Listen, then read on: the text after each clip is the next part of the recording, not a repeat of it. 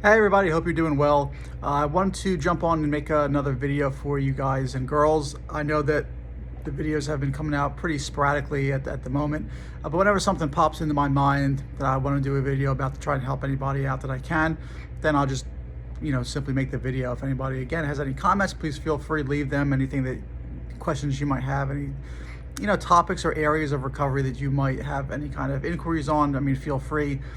Leave a comment and I'll see it, reply, and then it might lead to a video that could just be meant for you. So with all that being said, let's jump into this video, which is basically going to be about how you get from the very early stage of recovery and get some momentum going, because in the beginning it is very, very difficult. It feels impossible to start to put one foot in front of the other and to move forward and actually gain some positive momentum and stepping through recovery before you start to get to different areas of recovery. So I just wanted to stick to basically how you start that movement and journey forward.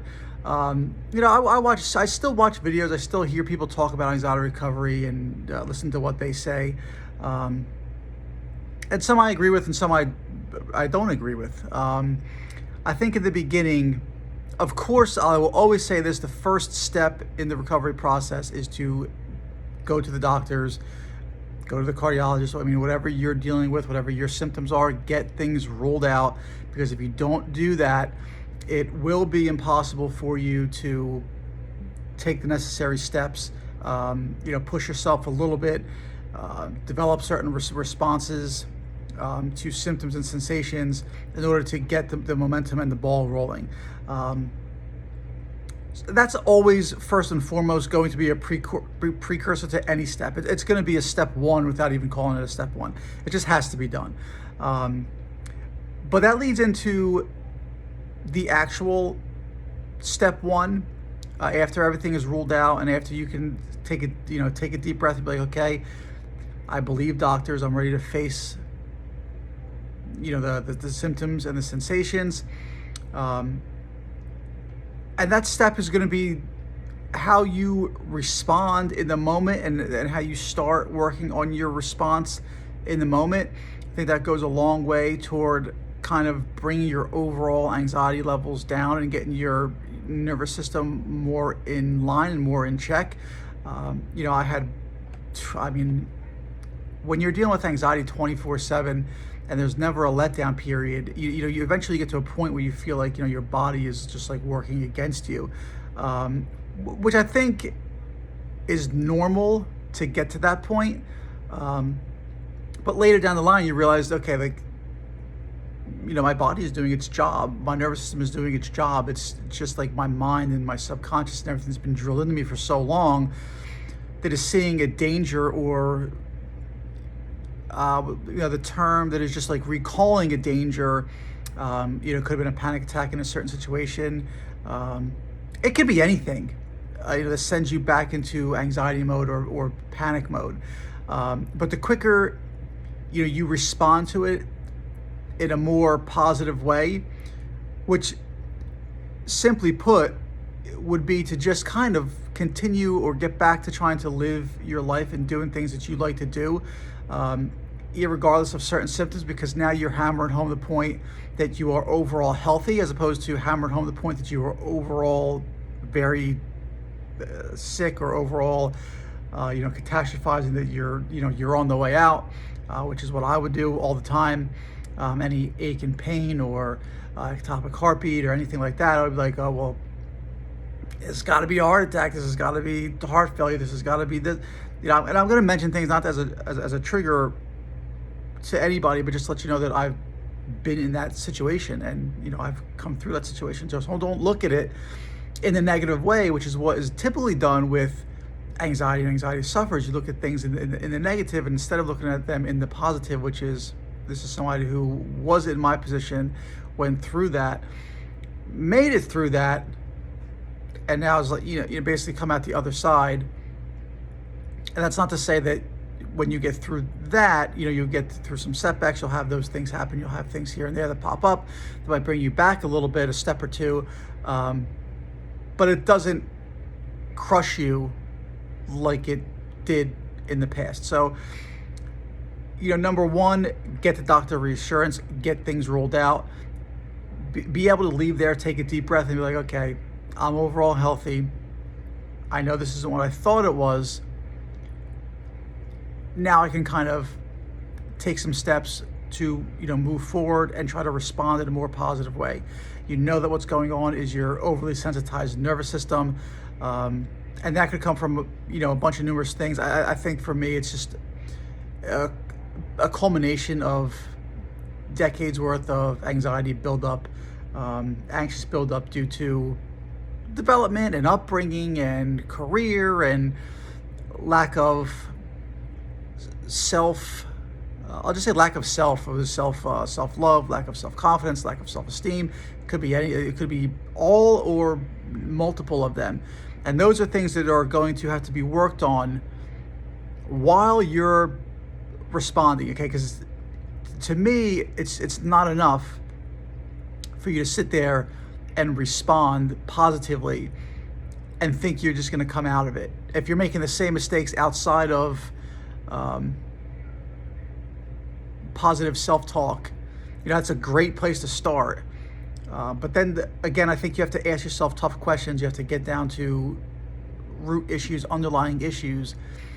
What made you anxious to begin with? What made you an anxious person, as opposed to why didn't you grow up to be even keeled? Why don't you all grow up to be a calmer person? But you can get there. Okay, it's hard work. It's hard work and dedication, just like anything else. Anything worth doing is not going to come easy most of the time. So while you're responding in a positive way to symptoms and sensations, now it's time to do the deep digging. What causes it? And that's why a lot of my videos, and even when I was talking about coaching and things like that, there's multiple areas that go into it. I mean, the four, just off the top of my head, diet, sleep, exercise, trauma. I would say that those big four right there are probably, you'll find something in those big four that needs attending to, that will help you overall and help you, again, just keep rolling that ball of momentum and keep moving forward. So, just to get into them real quick, while you're looking, while you're starting to respond positively and look into other areas, and the first one is the exercise. Are you getting any kind of meaningful exercise out of the day? Are you doing things to, get your heart rate up, get you into better shape, burn off nervous energy, which for me, for a decade at least, or around there, I wasn't doing anything to burn off. I was always active when I was younger, even though I showed signs of anxiety as I was growing up. I was always active. I was always playing sports. I was always doing martial arts. I was always doing things to burn off nervous energy, to let off steam, to do something physical, to do something active. If you're not doing that, that's going to hurt you. I mean, overall, you're not going to be as healthy. You're not burning off calories. You're not burning off fat. And overall, I think that's a much better, leader into longevity, is, exercise and remaining active throughout your life. I'm just going to touch on them briefly and go through them. So then we're talking about diet. I think most people in the world, at least if not America, are just eating a very unhealthy diet. Now, again, be real with yourself. I mean, I was real with myself. I realized that I was obese. I was, very overweight when I was diagnosed with COVID. When I had gotten COVID, I was 250 pounds. I tell the story a lot in a lot of the videos.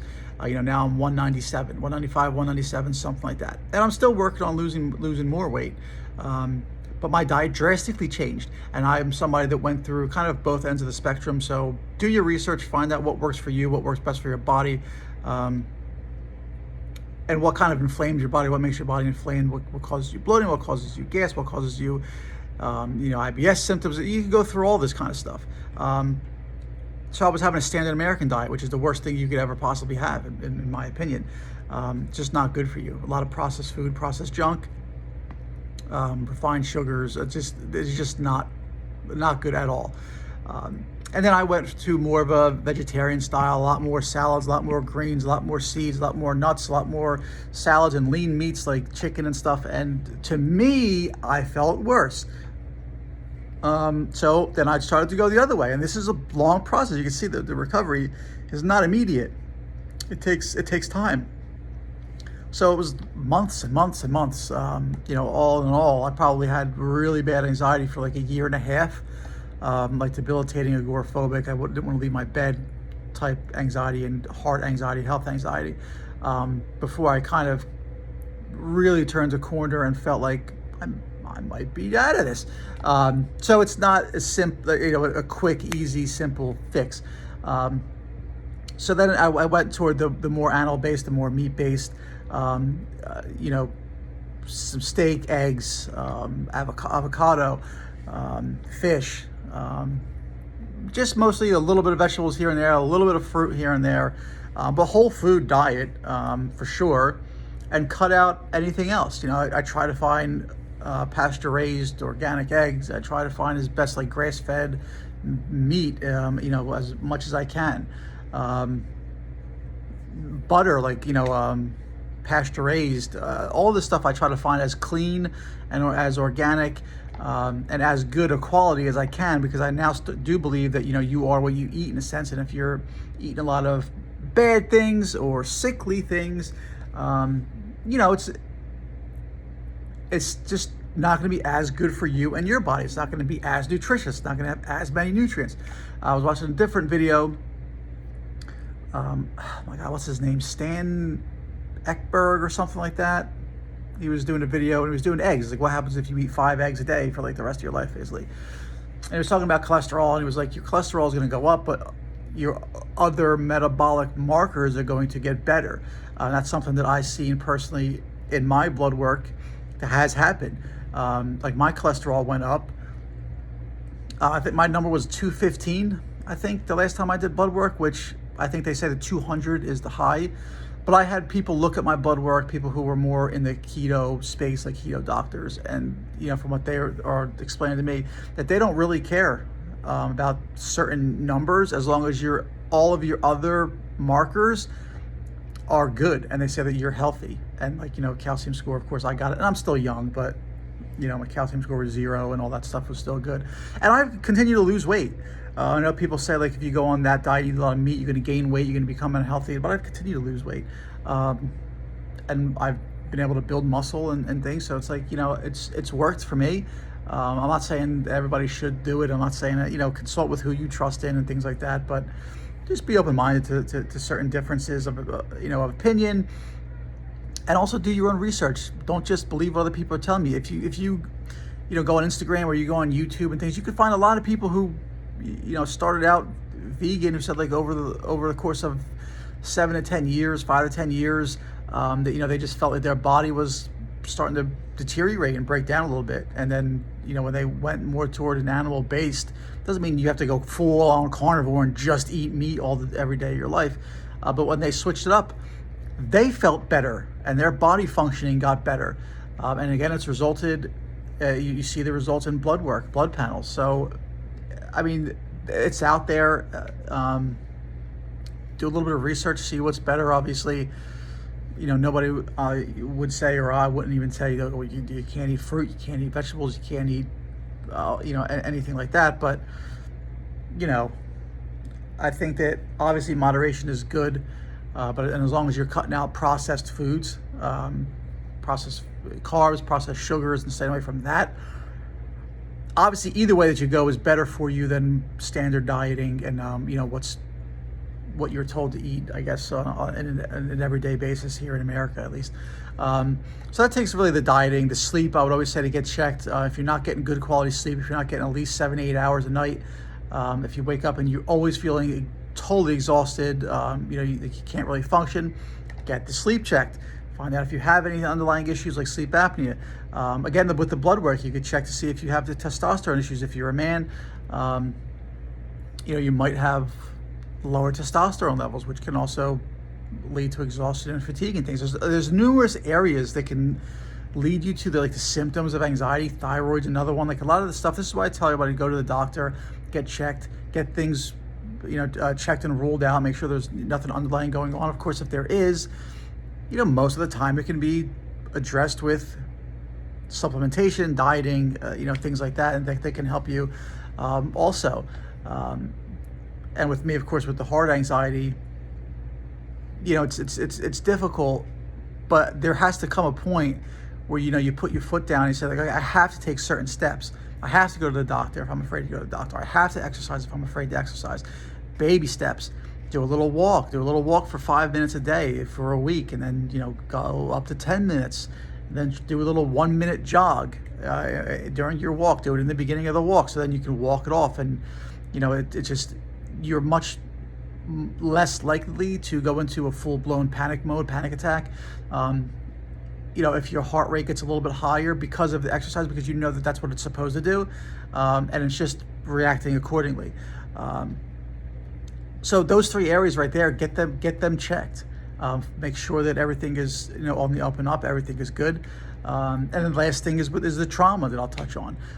It doesn't have to be massive trauma. It's just building blocks. It starts off when you're young, in your youth, and how you're developing, how your parents are raising you, how the people around you and your authority figures are raising you. Like with me, there was nothing major. There's no major catastrophic traumas in my childhood. I was almost kidnapped once. I mean, maybe that's something, but it doesn't do much for me. It doesn't bring back emotion at this point. So I think that it's gone. I had some things with grandparents passing away, realizing mortality, fear of death was my thing. And then it just happened to happen. I had chest sensations and heart sensations. It was fear of death by heart issue. That's kind of where it came up. But throughout my childhood, there was already signs. There was already early markers. Over-analyzing everything, feeling like a failure, just overthinking, becoming a perfectionist, never being able to find a balance, and not even knowing what that was, right? Like when you're younger and you're starting to go to work and you're trying to build a career, it's just pedal to the metal, full speed ahead. You don't have time for anything else. It impacts every other area of your life. Are you doing things in your spare time that are just a cutoff from work and career, and it's something that you enjoy, and it's something that de-stresses you, whether that's meditation, whether that's nature, whether that's I won't really say video gaming or something like that, because I was always into that, but that kind of can add more anxiety. It just depends on the person you are. So I would say more toward the spiritual areas of your life. Do you meditate? Do you journal? Do you do, exercise definitely ties into that. Nature is a big thing for me now that I never even knew that I loved growing up. I had no idea that I love being outside and green. What kind of nature person are you? Are you somebody that loves the beach? Are you somebody that loves the green? I'm somebody that more so gravitates toward the green. If I close my eyes and picture my perfect environment, I'm in a woodsy type area. There's a little stream flowing through. You hear the water trickling against some rocks. There's leaves all around. So it's a early fall, warm but breezy. You know what I mean? You could feel the breeze and the wind hitting you as you're sitting there. Maybe there's a bench you could sit there on. You could listen to the wind go through, rustle the leaves, see the leaves scratched against the ground, hear the water trickling through, run your fingers through the water. I can picture all that. What's your place? Where do you go as an escape to unwind, to you know what I mean? Bring yourself down, calm yourself down. While you're doing breathing exercises are also very good. They never really worked for me in the moment. I don't think that's the right time to do them. I mean, you can, but if I'm sitting there and I'm having a panic attack in a doctor's office, this is a true story. I'm trying to breathe through a panic attack in the doctor's office, and I just feel my heartbeat pounding in my chest. That was just my thing. Palpitations. I could just feel my heart beating. Once in a while, I still do. Not as much now, for sure. But even when I do feel, sometimes it could throw me for a quick little loop. But again, like the more you progress, the better you are with responding. So you see how these things tie in together. But if you're going through breathing exercises and you're in the moment, I mean, you might as well throw that shit out the window. In my own opinion, I mean, I couldn't really do it. I don't know if I just wasn't letting things be, just kind of like, all right, my heart's pounding. I'm in the doctor's office. I have a humongous freaking fear of doctors and being told bad information, something bad's wrong with you. And I've been drilling it in my mind for a straight year now that I had heart problems and all this kind of stuff. So every time I go in there, blood pressure cuff, son of a bit, my blood pressure's going to be through the roof. They're going to put the pulse ox on me. My heart rate's going to be through the roof. Here we go again. And then it just gets to a point where it's just anticipatory. Every time you go in there, you're envisioning it. And then it's to the point where as soon as you turn into the parking lot, you could feel it already. And that's where I got. The last time I went in even to get scan results, I think it was a couple months ago. I mean, obviously, I feel like I'm progressing pretty consistently now. But my blood pressure was perfect, but my heart rate was still high. And I know, I just know it now when I go in there, but I'm still like expecting it. And I'm still not, my nervous system is still not fully desensitized, I would say. And especially because I've been doing it to myself for decades, basically like working myself up, fearing things. What happens if this person responds poorly to me? What happens if I call, like I was in sales, I was in finance. What happens if I'm calling somebody and they're not receptive? What happens if they hang up on me? What happens if they insult me? What happens if, and I would take it personally and I would overthink that. And again, like I said, I had no balance. So I would go home and I would still be thinking about that. And there's no exercise. Like I said, for the past decade, again, there's no exercise. There's no burning off of steam. There's no letting loose of nervous energy. There's no doing things to relax. There's no meditation. There's no nature. There's no nothing. So just as an example, if you go home, if you work and you're in a stressful job and it kind of stresses you out, and you go home and say you play video games, and then you get anxious about video games. Is that helping you? No. Then you go, and then your dinner, and when you get out, you work a little bit later, so you go through a fast food restaurant, you're picking up processed food, and you're picking up junk through this stuff. It's not spoken about enough, I don't think. Still, the lack of exercise, and with the lack of diet, and with the lack of sleep, and especially work-life balance and things like that, because it's almost like you're born to the rat race. And I think that as an American, and then the last thing I'll say is this: I had a customer, in banking, a client in banking, who we knew very well. He owned his own business. He was an Italian guy, owned a pizza shop, and he came in and he told us that his sister was visiting him from Italy, and she just could not wait to leave America. She just did not like it. The life quality and the style of living wasn't what she was accustomed to, and she described it as, in Italy, we work just to live. And in America, you live to work. And it's such like a polar opposite, because when you're in Italy, like things are closing, I think at like 3 or 4 o'clock in the afternoon, and people are and after that, people are just enjoying themselves. They have time to themselves. They have a balance, between work and life, between stress and not. And here in America, it's, another my closest friend, I tell him all the time, it's like,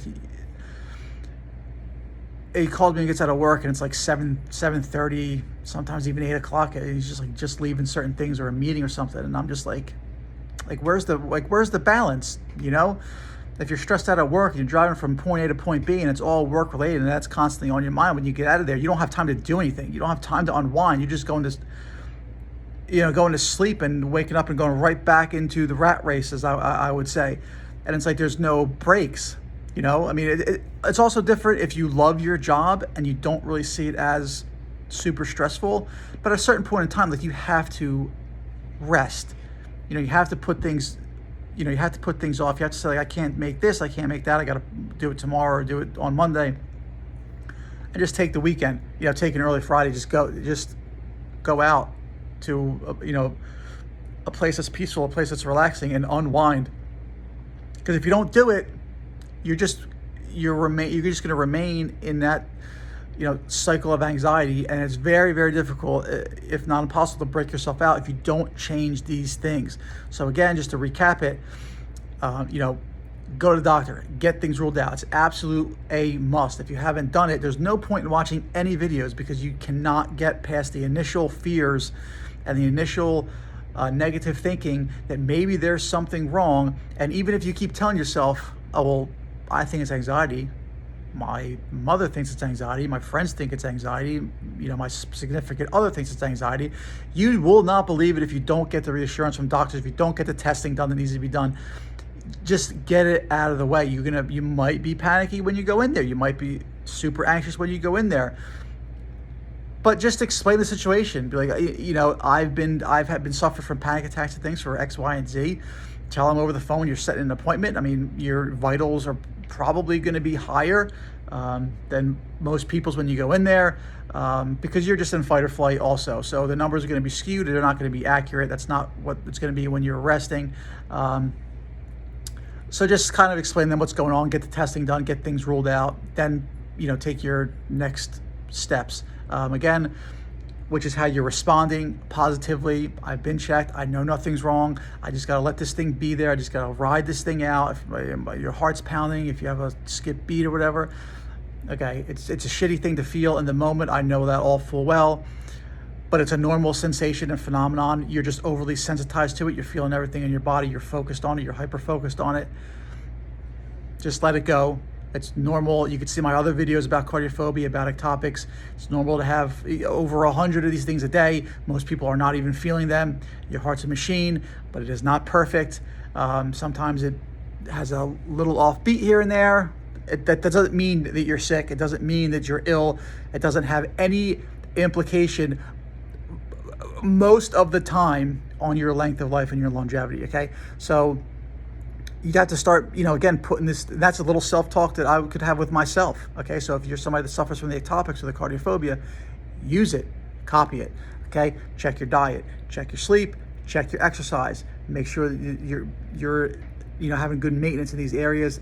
And then the traumas, what led you to this? What can you work on? What relationships can you improve on? What can you fix to move yourself on? And then check back with the video. If you have anything that you want to add, if you have any questions that you want to ask, please feel free, comment. I responded to 100% of the comments that I've gotten on any video that I've posted. Thank you guys so much. I love everybody that watches my videos that's going through the struggle right now. I totally understand. And I'll help you the best that I can. So I can't help you if you don't ask any questions or change anything up. So thank you very much, and I'll see you in the next video.